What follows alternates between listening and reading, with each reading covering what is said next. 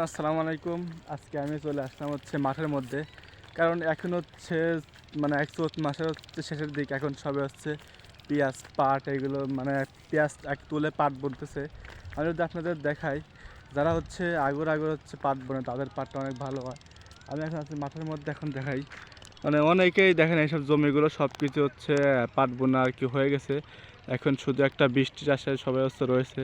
কারণ এখন আজকে ম্যাটগুলো অনেক মানে ম্যাগম্যাগ করতেছে, এই জন্য সবাই পাট বুনতেছে। যদি আপনাদের দেখাই একটু, এই যে এদিকে। আর আমি চলে আসলাম একটু মাঠের মধ্যে ভিডিও করার জন্য আপনাদের সাথে। আসলে মাঠের মধ্যে ভিডিও করলে মানে মানে আমি রাস্তাঘাটে ভিডিও করি না, কারণ সবে থাকে, অনেকে অনেক কথা বলে, এই জন্য মাঠের মধ্যে চলে আসলাম। আর আমার পিছনে দেখতে ঘাস, ঘাস বোনা হয়েছে। আর আমার এই পাশে দেখতেছেন, এটা তিলের বই, মানে এক তিল বোনে আগে আগে আগে ভিজিয়ে দিয়েছে, এই জন্য অনেক বড় বড় হয়ে গেছে। আমি যদি আপনাদের দেখাই, এটা পাবনা জেলার সুজানগর থানার মধ্যে সাতবাড়িয়া ইউনিয়ন। তো একটু ঘুরতে আসলাম, ঘুরতে এসে একটা ছোট্ট একটা মিনির ব্লগ বানাচ্ছি।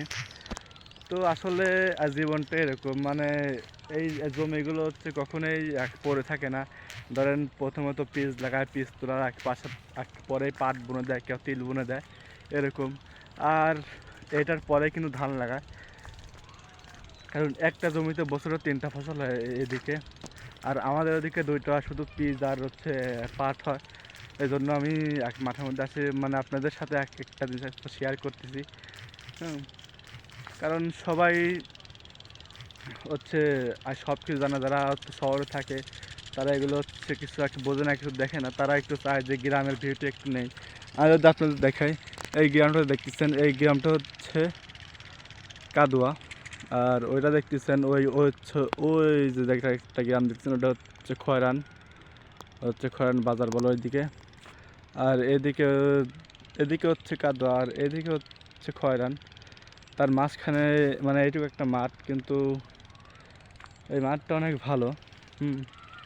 আসলে ভিডিওর জন্য পারফেক্ট, কারণ মাঠের ভিডিওটাই সব থেকে ভালো হয়, কারণ এখানে কোনো শব্দ নাই, কোনো সাউন্ড নাই। হ্যাঁ, মানে এরকম একটা মানে সুন্দর।